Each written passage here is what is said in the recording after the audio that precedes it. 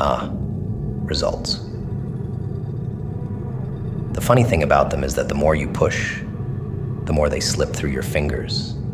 Like trying to crush smoke in your fist, the harder you squeeze, the faster it vanishes. You felt it, haven't you? That endless grind, that desperate need to make things happen on your terms, in your time. But the world doesn't bend to force. It bends to timing, to patience, to those who know how to let the current take them where they need to go, not where they demand to be. Force is weakness, disguised as strength. It's the illusion of control, a frantic grasp for power where none exists. You try to bend the universe to your will, but the universe laughs at such arrogance. It rewards those who flow with it, not those who fight against it. The more you struggle, the deeper you sink. It's a slow suffocation. Every time you force a result, you create resistance, and that resistance grows, binds you tighter, wraps around your neck like a noose.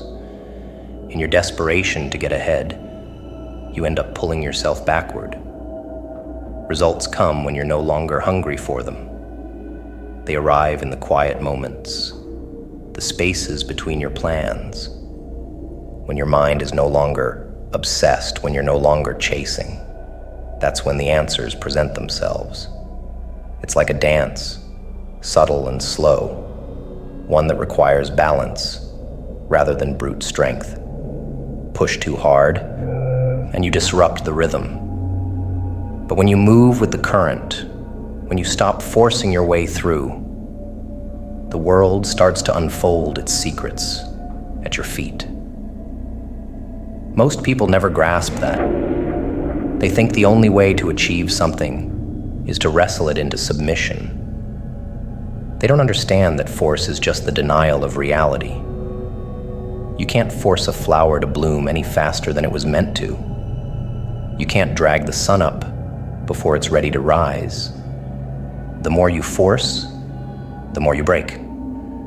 And in the end, you're left with fragments of what could have been whole, if only you had let it happen in its own time. Let go of the need to control every outcome. Results are the byproduct of alignment, not aggression. When your actions, your thoughts, your very being are aligned with the path you're meant to walk, the results will follow naturally, no force needed. And that is power, not the power of muscle or manipulation, but the quiet, devastating power of knowing when to act and when to wait. Those who understand this are untouchable, because they know that forcing the world to move faster only leads to chaos. Force is for the impatient, for those who fear the silence of waiting. But those who master patience, those who learn to stop pushing, to stop clawing at the world in desperation, they are the ones who get everything. Not because they demanded it, but because they knew how to receive it. They let the world bring it to them, and in doing so, they became the ones who command real power. It's not about surrendering. It's about understanding the rhythm of the game. Force distorts that rhythm. It creates ripples of chaos, pushes you off course. But when you learn to move within the rhythm, to stop forcing every outcome, you tap into something far greater than brute strength. You tap into flow, into synchronicity, where the world conspires in your favor, where results come not through your force, but through your mastery of knowing when to act and when to step back. That's the real secret, the one most will never understand. And as you learn to move without force, as you let the results come when they're meant to, you'll realize that control was never the goal. Control is an illusion for the weak, for those too afraid to let go. The strong know when to push and when to wait. And in the waiting, they find the power to get everything without breaking themselves to get it. The universe has always operated with an elegance most never notice. It moves with the law of minimum effort, but maximum reward. And it rewards those who understand this quiet rhythm. The stars don't strain to shine. The rivers don't battle to carve their paths through mountains. And the sun doesn't fight to rise. They exist within their purpose, flowing with the forces around them, never against them. And that's where the secret lies. Results aren't born from struggle. They're born from mastery of the process. Stop forcing the outcome. Stop fighting the tide. And watch how effortlessly the universe bends in your favor. Effort is necessary, yes, but forcing is weakness, wrapped in desperation. The real power lies in precision, in placing the right effort at the right time, in understanding that the process itself is where the beauty lies. Fall in love with it, romanticize it.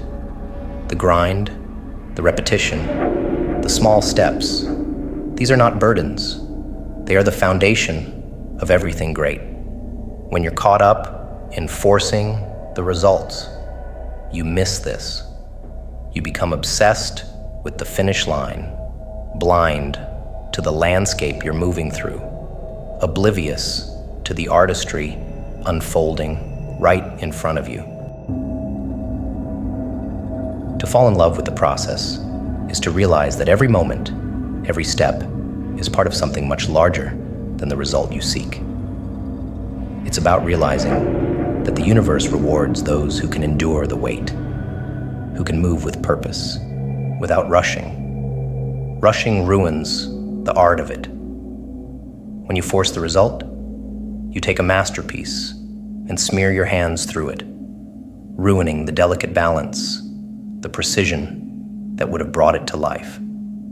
The process is not something to endure. It's something to embrace. The world tells you that grinding and suffering is how you earn your reward. But suffering is not the path. The universe operates on effort that flows, not effort that breaks. The grind is meant to shape you, mold you, sharpen you, but it's not meant to destroy you. When you force the result, you try to sprint through a marathon. You burn out, lose your way, and become bitter that the universe didn't give you what you demanded. But it's not about demands. It's about alignment. Every time you force, you disrupt the natural flow of the process. The results would come, but you suffocate them with your desperation, with your need to control every outcome. The law of minimum effort says to move with precision, to make each action deliberate, focused, intentional, and then let the rest fall into place. It's like a dance, one you can't rush, one you can't stumble through in haste. There's an art to it, and when you understand that, the results come as a byproduct, not as a prize wrestled from the jaws of resistance. The universe doesn't reward the frantic. It rewards the patient, the ones who can immerse themselves in the process without the suffocating need for immediate gratification. When you let go of the need to force, when you find the beauty in the repetition, in the grind, in the slow burn, the results come when you least expect them. The universe, in its quiet efficiency, brings them to you with less effort than you ever thought possible. Maximum reward, minimum strain. There's power in that patience, in that flow. The weak are obsessed with forcing, with controlling the outcome at all costs. But those who understand the law of minimal effort realize that forcing only leads to chaos, to burnout, to broken plans and shattered dreams. Fall in love with the process, and you stop needing to force anything. The process becomes the reward. The journey becomes the point. And in that shift, the universe opens up pathways you couldn't have seen while you were too busy forcing doors to open. Let go of the need to control. Let the process unfold, like a story being told, one chapter at a time. When you stop forcing, you start creating. When you fall in love with the grind, you stop focusing on the end, and that's when the magic happens. Results become inevitable, not because you crushed them into submission, but because you flowed through the process, in sync with the universe's own rhythm. That's real power. The ability to achieve everything without having to force a single thing. Flow. That elusive state where everything clicks, where the noise of the world fades, and the only thing that matters is the moment you're in. It's not something you can force. Flow is the exact opposite of that. It's the art of being fully immersed, completely absorbed in what you're doing, so much so that the lines between you and the task disappear. Ego dissolves. The constant chatter in your mind quiets down. Time warps, stretches, disappears altogether. You're not thinking about the next step, the next move, the end game. You're simply doing, and each action flows seamlessly from the last, like a well-practiced piece of music. Forcing, that destroys flow. When you're obsessed with results, with getting to the finish line, you break the rhythm. It's like trying to conduct an orchestra by shouting orders over the music.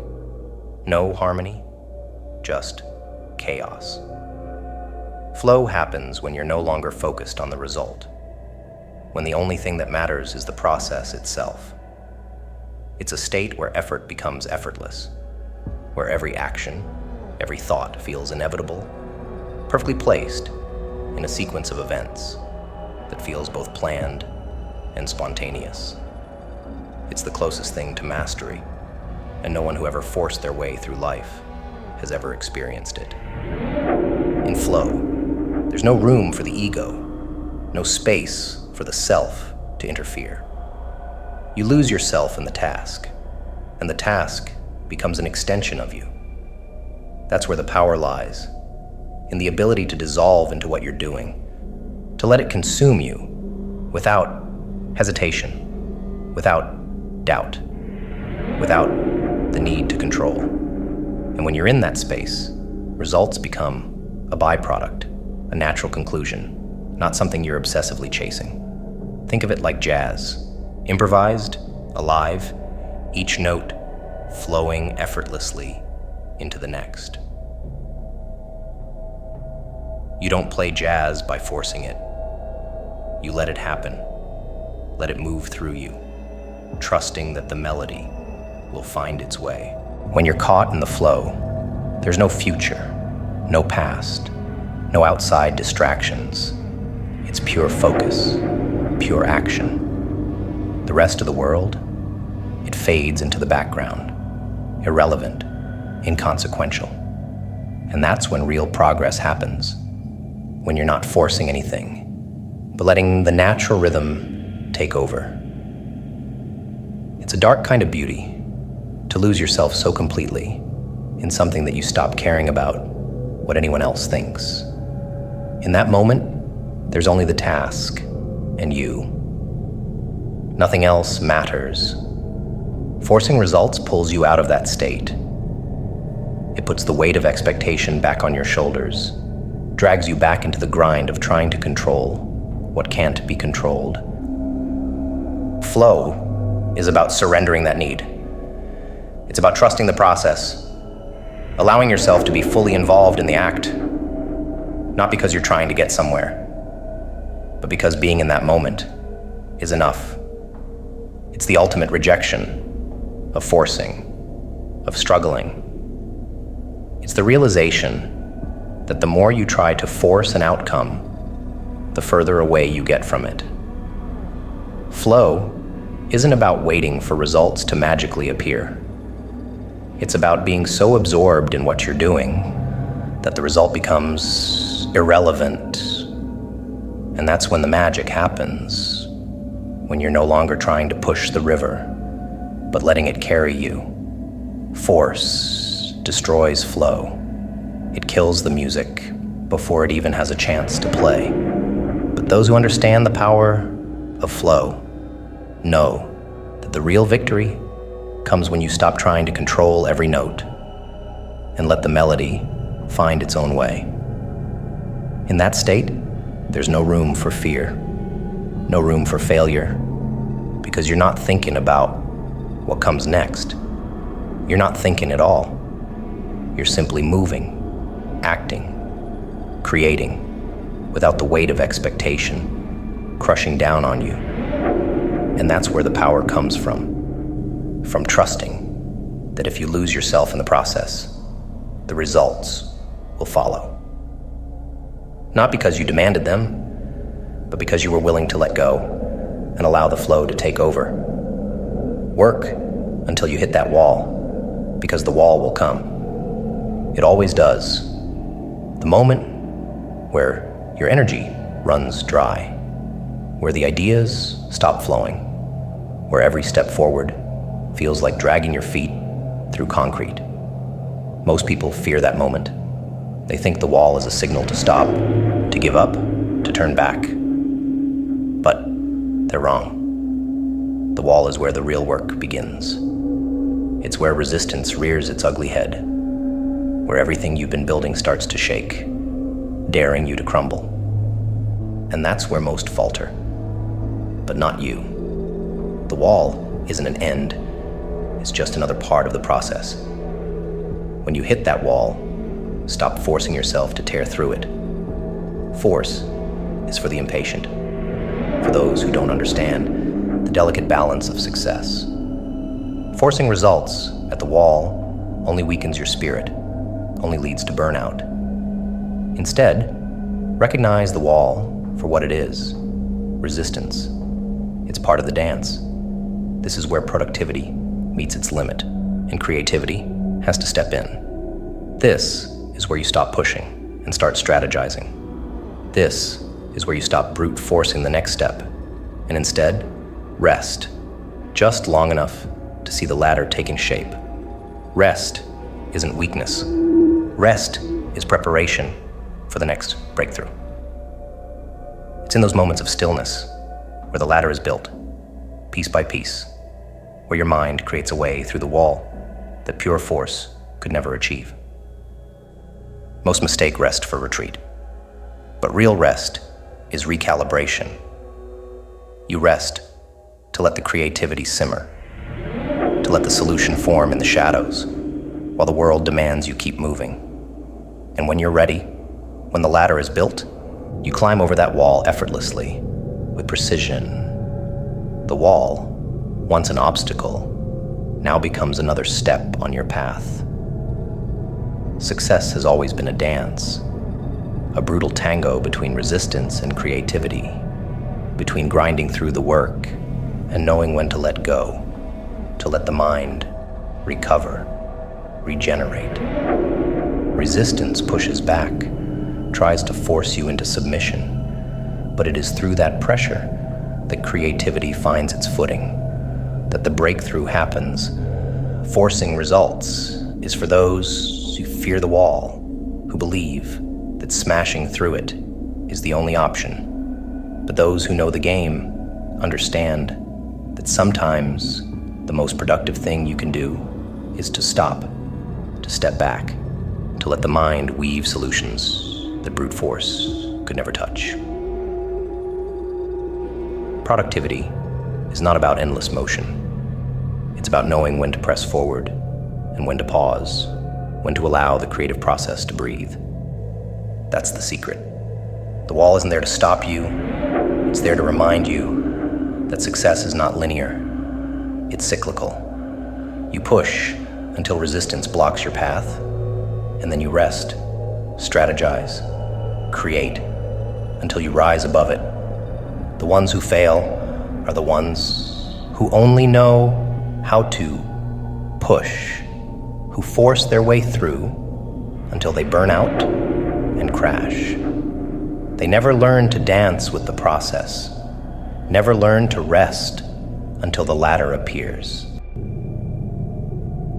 Resistance is the universe testing your patience, testing your ability to pause when necessary and push when it's time. But to keep forcing through the wall, to keep hammering at it mindlessly, is to miss the beauty of the process. Work until you hit the wall, then rest. Let the mind find the breakthrough in the silence. This is where results are born, not from relentless pressure, but from the tension between doing and not doing, between productivity and creation. It's in that balance, that delicate space where you let go of the need to control, that the real work happens. The world has already written a script for you, one they've been perfecting for decades. If you don't take control, if you don't craft your own plan, then they will gladly provide one for you. And theirs? It's not designed for your growth, your power, or your success. It's designed to keep you small, to keep you docile, to keep you in line. Their plan has been in place long before you were even born. It's in every system, every expectation, every whispered rule they feed into your mind from the moment you open your eyes. Go to school, get a degree, get a job, keep your head down, don't dream too big. Fit the mold. It's the same for everyone, and it's insidious, hidden behind a facade of what they call normal life. Without a plan of your own, that's where you end up. Living someone else's version of success, filling someone else's pockets, working for someone else's dream. And they've made it all so comfortable, haven't they? A cage disguised as stability. But you're not meant for that. You're not here to follow a script written by faceless hands. You need a plan, a real plan, one that's yours, one that twists and turns away from the path they've laid out for you. Because without it, you will end up exactly where they want you, trapped, boxed in, and quietly miserable. And that's where the forcing comes in, doesn't it? When you don't have a plan, when you don't know what you want, you start forcing yourself through their mold, trying to make it work, trying to find fulfillment in a system that was never built for you. Forcing results comes from the fear that you're running out of time, that you're falling behind in this game that was rigged from the start. But the game isn't real, not for those who write their own rules. A plan isn't about rigid steps or controlling every outcome. It's about direction. It's about having something that guides you, something that keeps you from being swept away by the current of their expectations. Without a plan, you're at their mercy. And mercy is not something society gives to those who wander aimlessly. You need a plan, because if you don't, someone else is already waiting to impose theirs on you. Every system, every societal norm is designed to make you forget you ever had a choice. They want you to think that their path is the only one, that the only way to succeed is to follow the trail they've laid out for you. But what they call success is nothing more than a prison dressed up as accomplishment. They'll have you chasing promotions, titles, salaries, but never freedom. Without your own plan, you're just another cog in their machine. And they've been perfecting that machine for a long time. When you stop forcing results, when you stop clawing desperately at the walls they've built around you, you begin to see through it. You begin to realize that the life they offer is nothing but a shallow reflection of what you could truly have. But to escape it, you need your own blueprint. You need to carve your path out of the darkness they've thrown you into. Without that, you're nothing more than a shadow, chasing dreams that were never yours to begin with. Society's plan is built on one thing: keeping you distracted. Distracted by their standards, their timelines, their endless demands for your time and your energy.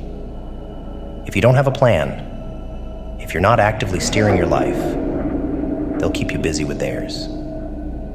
You'll wake up one day and realize decades have passed, and all you have to show for it is a life lived on their terms, not yours. And by then, it's too late. They've won. They've taken everything from you. The years, the dreams, the potential, all while making you think you were doing the right thing. But with a plan, your plan, none of that matters. When you have a direction, when you know what you want and how you're going to get it, their system starts to break down. You stop forcing yourself to fit into their mold because you've built your own. And that's when real power emerges. Not from playing by their rules, but from designing your own. From stepping off the path they've laid and cutting through the dark wilderness where real growth, real success, real freedom waits. Their plan for you? It's been written in ink, but your plan? That's carved in stone. Don't let them dictate your path. Create your own, and you'll never have to force another result in your life. Repression. Most think of it as something personal, something hidden deep in the folds of the mind. But the most dangerous form of repression doesn't live in the shadows of individual thought.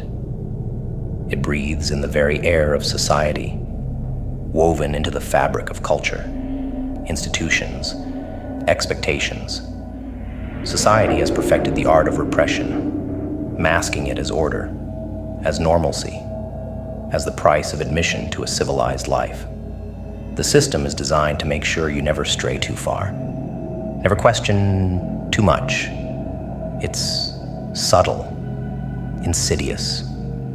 The moment you start to veer from their predetermined path, that's when the walls close in. They've been grooming you for it since birth, taught you to repress your desires, your ambitions, your instincts, in favor of something more palatable, something that fits the mold they've set out for you. They dress it up, call it self-control, discipline, responsibility. But what is it really? Chains, carefully hidden, skillfully placed, forged from society's expectations and hammered into your psyche before you ever had the chance to resist. You're not just forced to conform, you're made to believe that conformity is your own choice. And when you force results, when you push and grind yourself into the ground, you're falling right into the trap they've laid. They want you exhausted, chasing the shadows of success within their system. They want you to think that the only way forward is to submit to the grind, to force your way through their narrow corridors of acceptable behavior, of acceptable ambition. It's repression disguised as productivity. They've convinced you that the only way to win is to play their game, on their terms, with their rules. But the game is rigged. It always has been. Forcing results within their framework is like trying to sprint through quicksand. The harder you push, the deeper you sink, and the more tightly the system grips you. It's designed that way, designed to keep you so busy chasing an ever-moving target that you don't have time to ask why you're running in the first place. That's the genius of societal repression. It doesn't stop you with brute force. It wears you down with 1,000,000 tiny cuts, 1,000 small demands that keep you tethered to the system. You don't even notice the chains until they've grown too heavy to lift, Stop forcing results. Stop playing by their rules. Step back, and the whole charade starts to crumble. When you stop pushing so hard to fit into the machine, you begin to see the walls they've built around you. The walls of acceptable behavior, acceptable dreams, acceptable lives. You start to see how they've repressed not just your thoughts, but your very ability to think differently. The repression isn't personal, it's structural. It exists at every level of society, from the schools that tell you what to think, to the workplaces that tell you what to value, to the social circles that tell you how to behave. And the most dangerous part? They've made it all seem so normal. The repression is so deep, so ingrained, that most never notice it. They think the limits placed on them are just how life works. They think the endless grind for results is just part of the deal. But it's not. It's a carefully crafted illusion, designed to keep you distracted, busy, and too tired to revolt. They want you chasing success in a system that's rigged to reward only those who play by their rules. Force results, and you'll stay trapped in that loop, forever struggling, forever grinding, with nothing to show for it but exhaustion and frustration. But when you stop forcing, when you step outside their game, that's when you find the real power. That's when you see how deeply the repression runs, how much they've taken from you without you even realizing. They want you to believe that the only way to succeed is to push harder, to fit in, to repress the parts of yourself that don't conform. But the moment you stop trying to fit into their mold, the moment you stop forcing your life into their narrow vision of success, you begin to see that the walls weren't real. They were constructs, built to keep you from seeing just how free you truly are. Society's repression is the most efficient kind. It doesn't just tell you to behave. It teaches you to force yourself into compliance. It teaches you to silence your own voice before it ever speaks up, to deny your own desires before they ever have a chance to take root. But when you stop playing their game, when you stop forcing results within their system, the whole thing starts to unravel. You begin to see that the chains were never as strong as they seemed. The scope of a person's soul is measured by the weight of the problem that can break them. Everyone has their breaking point, the one obstacle that pushes them to the edge, makes them unravel, reveals their cracks. It's the problem that crushes them, that takes them beyond reason, where all the masks they wear fall apart. That's where you see who someone truly is, when they've lost control, when the challenge they face is so monumental, it tears away all pretense and leaves only the raw, vulnerable core. That's where the boundaries of their personality lie, at the limits of what they can handle before they snap. When you force results, when you push past your natural rhythm, that problem will come quicker than you expect. You'll hit that wall, but instead of stopping, instead of reassessing, you keep forcing your way through. And that's when it breaks you. You think you can control the outcome. But in reality, you're heading straight into the jaws of chaos, where your ability to cope is stretched thin, and your mind begins to fracture. It's not the problem itself that destroys you. It's your refusal to adapt, to pause, to recalibrate. You force the result, and in doing so, you forced yourself into a spiral of inevitable collapse. The more you force, the more you reveal the limits of your personality. Some can handle immense pressure, can stare down obstacles, that would shatter others. But even they have a breaking point.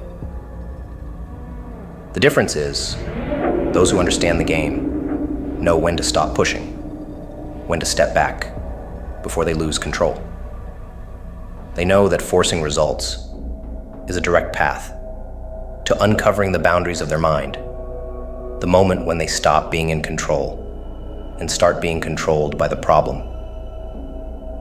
The wise know that to maintain control is to dance with the challenge, not to slam headfirst into it until it breaks you. Your personality is like a machine, fine-tuned to handle specific challenges, specific pressures, but push it too far, force it to endure beyond its capacity, and it begins to malfunction. You lose sight of the process, become consumed by the problem, and it drives you to madness. That's what forcing results does. It takes you to the edge of your capacity and pushes you over it. It reveals the limits of your personality, shows you where your mind cracks under pressure, where your fears and insecurities begin to take over. Those who can't handle the pressure, who are broken by the weight of their problems, expose just how narrow the scope of their personality truly is. They have no room for adaptation, no flexibility. But those who understand that every problem has its rhythm, that every obstacle requires a different kind of approach, can move through life without being consumed by the pressure. They don't force results. They adjust. They flow. They know when to press forward and when to step back. That's what separates those with depth from those who shatter under stress. Forcing results is the act of someone who doesn't understand their own limits, someone who refuses to acknowledge the magnitude of the problem in front of them. Instead of working with the problem, they try to dominate it, try to bend it to their will, not realizing that they are the ones who will break first. And when they do, when the pressure becomes too much, their personality is laid bare, fragile and incomplete, unable to handle the weight they've placed upon themselves. To stop forcing results is to recognize that you are not infinite. You are not immune to the forces of the world. Your personality, your ability to cope, is defined by how well you can handle the challenges life throws at you without being consumed by them. Surrender. To most, it reeks of weakness. They equate it with defeat, with lying down and letting life trample you. To them, surrender means giving in, losing the fight, abandoning the ambition that keeps them locked in a perpetual state of struggle. But that's their mistake. They've twisted the concept of surrender into something pitiful, something beneath them. They've misunderstood the power it holds. True surrender is not the act of a coward. It's the act of someone who sees the game for what it truly is. It's not about passive acceptance, not about allowing life to take you wherever it pleases, while you sit idly by. No, true surrender is understanding the flow of life and knowing when to yield to it rather than fight against it. Most people are trapped in a cycle of resistance. They believe that every obstacle is a personal attack, that every delay is a challenge they must meet with brute force. They fight the current, forcing themselves forward, believing that their struggle is proof of their strength. But in their frenzy, they miss the bigger picture. They miss the subtlety of life's flow. Surrender is not inaction. It's not lethargy. It's a strategy, a dark, quiet strategy that requires more strength than they'll ever understand.